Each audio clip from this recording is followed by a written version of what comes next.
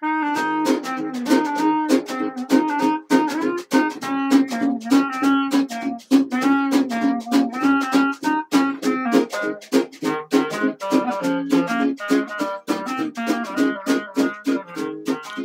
you're listening to the Liquid Arts Podcast. I'm Jannell, your host here with Mr. Mike Payne-Wheeler. How are you today, Mike?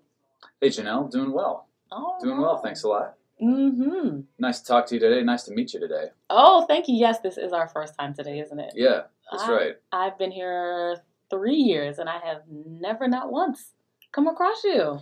Yeah, it's funny how that works. I've been here almost 7 years now. And, yeah, I guess, I don't know, do you hit the bars every now and then? Maybe not so much anymore. Mm-hmm. My friend circle has, diminished as the years progress. So, they're not much around anymore. So just me and my dog. Mm-hmm. But the foreigner community is pretty knit tight here. So, what kind of dog do you have? Oh, I have a Doberman. Oh, okay.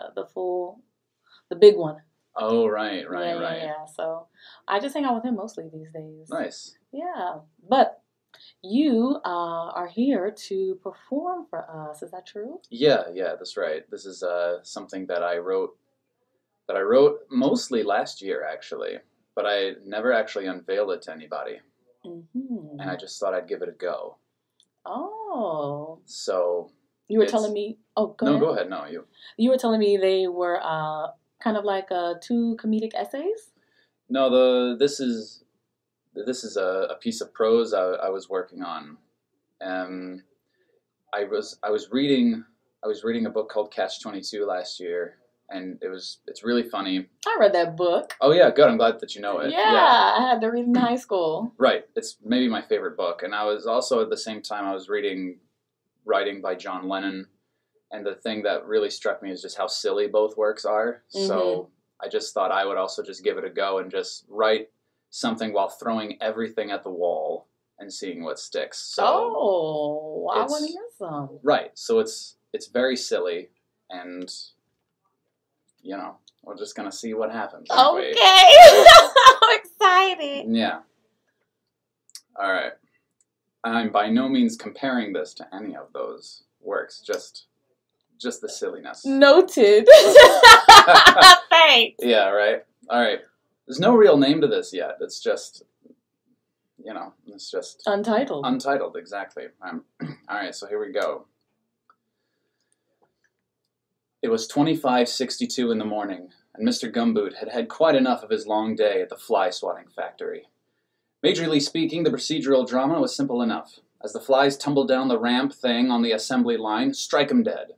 But today the assembly line was constantly malfunctioning, and so no fly swatting of any efficient kind was possible. Mr. Gumboot was an actual walrus of a man, with big hairy tusks and a flair for cold weather. This is why he hated the city he lived in, since it was in fact on the hottest planet in the solar system, just neighboring Mercury and Neptune. But he and his wife, Mrs. Gumboot, had moved to the city in lurch of a better life. That is to say, their lives before their life in the city was dreadful, and as unhappy as Mr. Gumboot was at the moment not efficiently swatting flies at the fly-swatting factory, at least he wasn't where he and his wife were before, that is, elsewhere. The night shift had begun several hours before, at 432:30, and as Mr. Gumboot half-heartedly swatted what flies came, he more than half-heartedly rubbed his eyes with a yarn and a stretch. He was hungry, not having eaten since the snack he had after lunch, and feeling that certain way people feel of being both hungry and hungry, which was not a pleasant situation. 2 minutes later, at 29:09, Mr. Gumboot spotted Mrs. Hartshorn, the floor manager. Mrs. Hartshorn was a surly Slovenian man, half dog, half god, half brunch, who loved his job and the floor he managed. Mrs. Hartshorn was particularly fond of his employees, always throwing a modern joke around with a fly swatter and wanting a quick chin wag with the assembly line fixer-uppers. Now and then, especially for holy days, Mr. Hartshorn would bring some of his traditional Slovenian nun bread, which was a kind of pastry, round-shaped, coated with garlic and butthurt. Everyone in his home of Slovenia ate nun bread daily, for every meal, for there were no animals to slaughter in Slovenia, and since it was a desert barren of trees and plant life, there were few crops to speak of, and, Since Slovenia was the victim of innumerous political sanctions across the molar system, they received no importance of any kind. At least the Slovenians loved their nun bread, and it was very popular among even everyone in the factory, too. "Crikey, not that shit again!" cried Mr. Skimpy, Mr. Gumboot's unusual assembly line neighbor, who was almost but not quite as much of a walrus as Mr. Gumboot. Mr. Skimpy eyed Mrs. Hartshorn, ripping bits of the bread and distributing it amongst the unwitting workers who wanted none at all.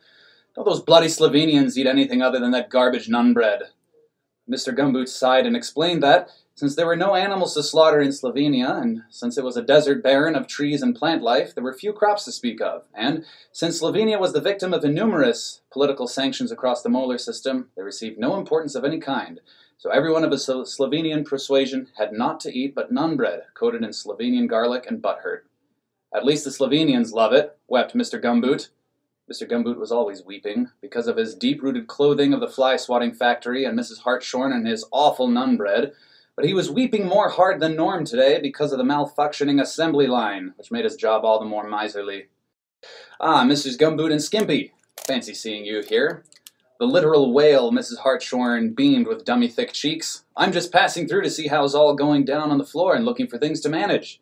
Do either of you need managing at press time?" "No management needed, Mrs. Hartshorn, thanks so much," chimed Mr. Skimpy with an overbearing, shit-eating grin. "Careful of Slovenian delicacy?" Mrs. Hartshorn axed the two factory gentlemen, shoving the bread up Mr. Gumboot's nose. "None for me, thanks," sobbed Mr. Gumboot. "Blimey!" screamed Mrs. Hartshorn with the enthusiasm of a floor manager who loved his job. "You're in luck. None is all I have. I am Slovenian, after all."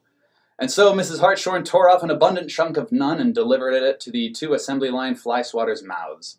Mrs. Hartshorn was recognized by every employee as being kind-of-hearted and someone who loved to share things with all. He was the nicest person any of the poor fly-swatting sods had ever met. "I hate him so much," growled Mr. Skimpy as he pranced around the malfunctioning assembly line swatting flies. "Can't that stupid Slovenian go manage his own affairs now and then? Lord knows he sleeps around, and his wife knows it too." "Mr. Skimpy, do you mean to tell me that Mr. Hartshorn knows of Mrs. Hartshorn's extramarital activities?" inquired Mr. Gumboot, for this was news to him. "I'm certain," Mr. Skimpy replied. "Fascinating!" cried Mr. Gumboot. No, Mr. Gumboot. I mean, I'm Mr. Certain. Mr. Skimpy's behind you," said the lad, who wasn't actually Mr. Skimpy. And this was true, for Mr. Skimpy went around Mr. Gumboot while Gumboot blunk his eyes and did not notice. "Mr. Skimpy, do you mean to tell me that Mr. Hartshorn knows of Mrs. Hartshorn's extramarital activities?" asked Mr. Gumboot argently. "Indeed she does. So far as I can speak. The last time she visited our humble fly-swatting factory, I saw a cold dominion emanating off of her like the pair had just had a tiff." "Any couple of peepholes can have a tiff," declared Mr. Gumboot as he thwacked a fly dead. "That's no proof at all for such a serious accusation." "Accusation my hoof! If Mr. Hartshorn doesn't know about Mrs. Hartshorn's affairs, I definitely do," spake Mr. Skimpy as he smote a fly dead with smites of his swat.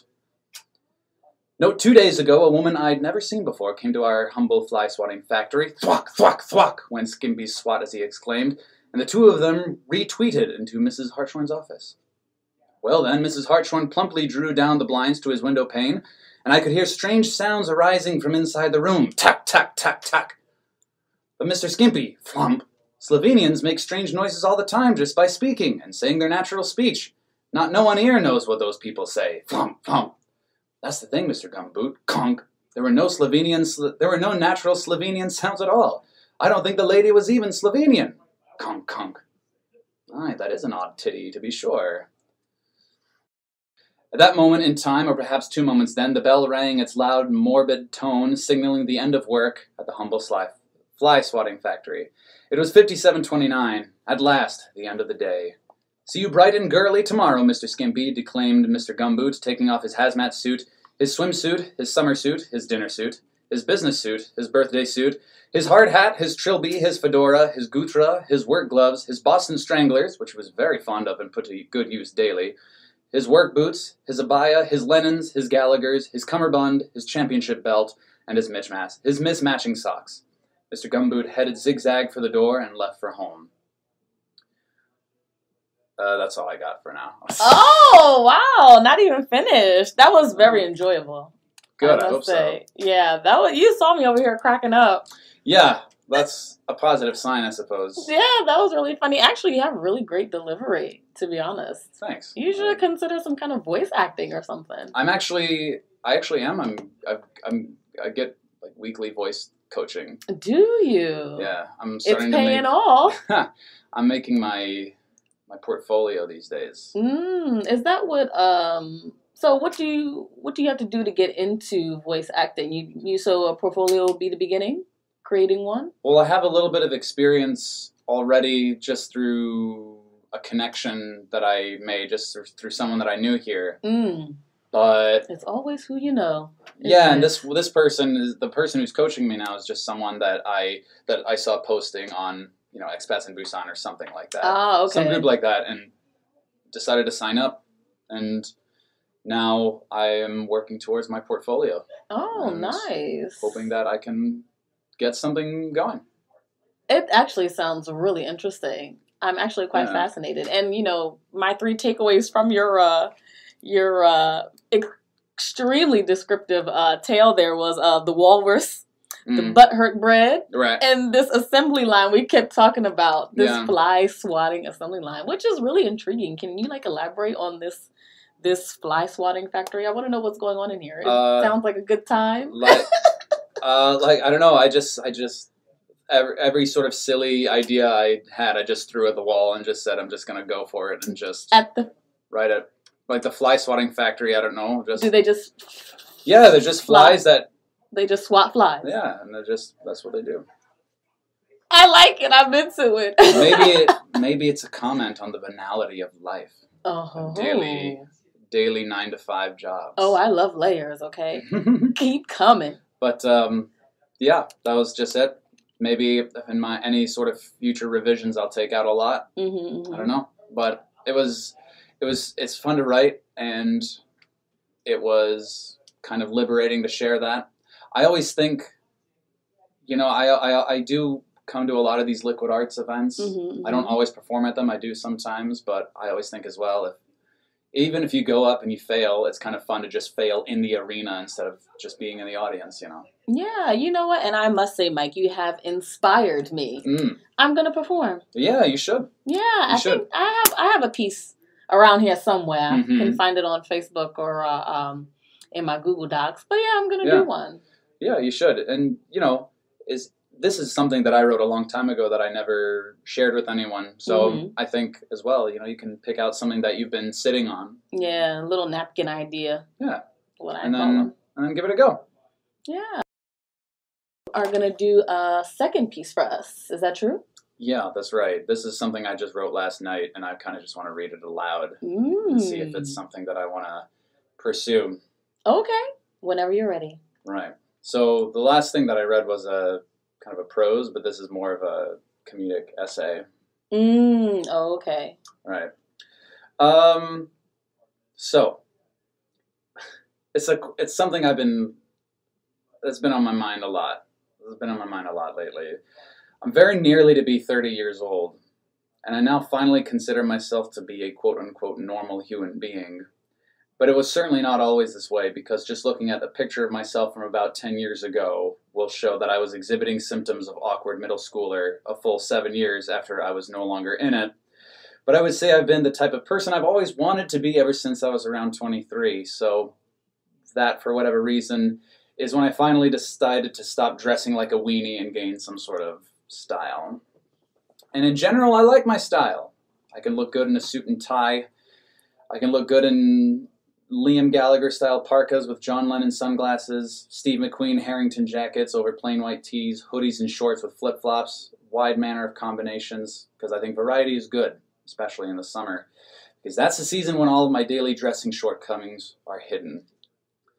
Because for most of the autumn and much of the spring, as well as the entirety of winter, shorts are out of the question, and it's all long pants all the time, and for whatever reason, I forever find myself wondering why I always have a shortage of pants to wear.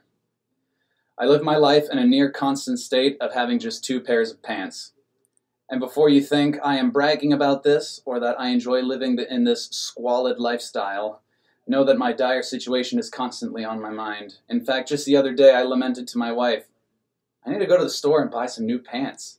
To which she replied, "You're always buying new pants. I think I've bought 2 pairs in the entire time that I've known you." Which, fair enough, but if that's true, where the hell do all the pants that I buy go? Because as far as I can tell, I've always got exactly 2 pairs.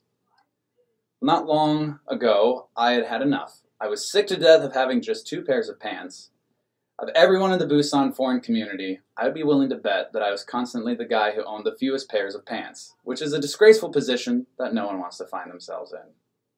I thought to myself, a daring thought, what if I had 4 pairs of pants? All different colors, different materials, and possible with innumerable combinations. A pair of casual blue trousers appropriate for an easy desk job or a pint at the bar. A pair of slim fit blue jeans that go perfectly with white sneakers. A plain white tee and that sweet Harrington jacket I own. Something in corduroy because I haven't worn it in ages, but I'm always secretly jealous of those I see wearing it. And a pair of black slacks for neutral yet casual wear, or to double up as formal wear because remember, I only ever have 2 pairs of pants and I need to take them as far as I can. So I decided to go shopping. At the moment, what I had were the blue and black that I mentioned. So I got to the store and let my imagination run wild. Just think of all the possibilities. 2 brand new pairs of pants. Double the number that I own right now. My God, I could conquer the world. And that's a thought. I probably could conquer the world with just 4 pairs of pants. I bet Hitler had more than just 2 pairs of pants. It's not every day you get to look to Hitler as a role model, but in the pants department, there's no one better. Napoleon Bonaparte probably had pants coming out of his ears, and look what he accomplished. Hell, for what I know, he wore multiple pairs for the Battle of Waterloo alone. I bet Genghis Khan had more than 2 pairs of pants. He would look through his closet with his general and say, "Well, Ogadai, what are we going to do today?" "We're going to go rape and pillage the Hungarians today, sir." "All right, best take the blood-red trousers today, I suppose." So finally, I found the perfect combination. A brand new pair of very flattering brown slacks and a pair of gray jeans to replace the pair of blue jeans I had ruined by spilling paint on, which is what caused me to get to the shameful number of just 2 pairs of pants in the first place. A few months pass in pantsful bliss. I notice the original pair of blue pants that I own are sort of showing up with these kind of rough-looking faded white patches here and there, like an ironing error, which is not possible since I never really iron anything. They're just old, I guess. I like those blue slacks, and I've had them for a while. I rarely wear the gray jeans. The legs end in a flowing, not quite bell-bottom style that I don't care for. And if those 2 are out of commission, then that means I have, yes, once again, just 2 pairs of pants. That was great. I'm into it. I'm into it. I'm into it. That part about Genghis Khan and his blood reds. Yeah, his blood reds. Oh man, that was my favorite. I like that one. I like that vivid imagery.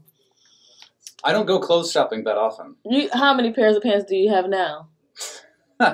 Well, I've actually got more than 2, but I only really like to wear just about 3 of them. So it's a goal. I just need to buy more and just enjoy wearing them.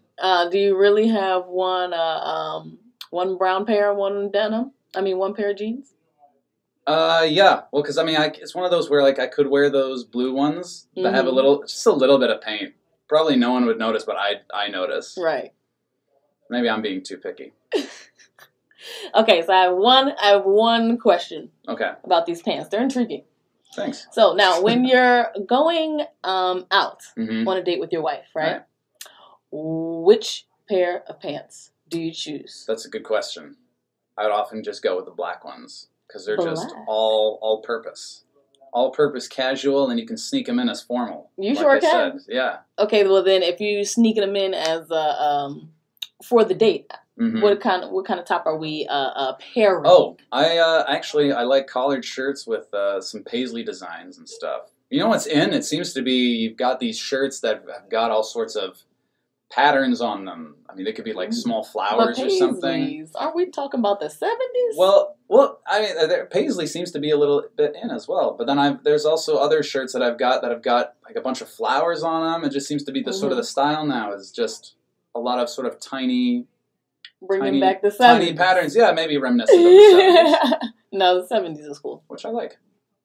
I like it. So thanks for hearing my story. Oh, yeah. That was enjoyable. Yeah. That really was. All right. Thank you. Cool. Thanks a lot. Yeah, hope to hear more. Absolutely. Oh, Where can we find you or your work?